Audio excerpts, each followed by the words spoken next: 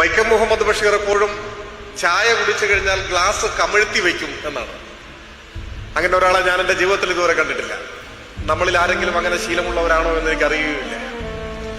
സാധാരണഗതിയിൽ അങ്ങനെയല്ല. അപ്പൊ കാരശ്ശേരി വൈക്കം മുഹമ്മദ് ബഷീറിനോട് ചോദിക്കുന്നുണ്ട്, എന്തുകൊണ്ടാണ് ഇങ്ങനെ ചായ കുടിച്ചാൽ ഗ്ലാസ് കമിഴ്ത്തി വെക്കുന്നത്?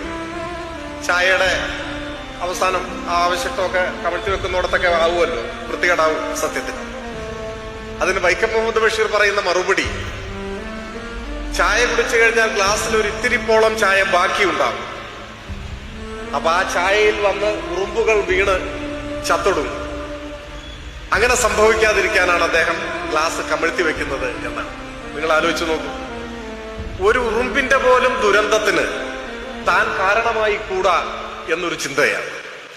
അതിന് ഉറുമ്പ് സ്നേഹം എന്നല്ല പറയുക, അതിന്റെ പേരാണ് മനുഷ്യ സ്നേഹം. മനുഷ്യ സ്നേഹം എന്ന് പറഞ്ഞാൽ ഒരു മനുഷ്യനും മറ്റൊരു മനുഷ്യനോടുള്ള സ്നേഹം എന്നല്ല അർത്ഥം. മനുഷ്യന്റെ ഉള്ളിൽ സർവ്വചരാചരങ്ങളോടുമുള്ള സ്നേഹം എന്നാണ് അർത്ഥം.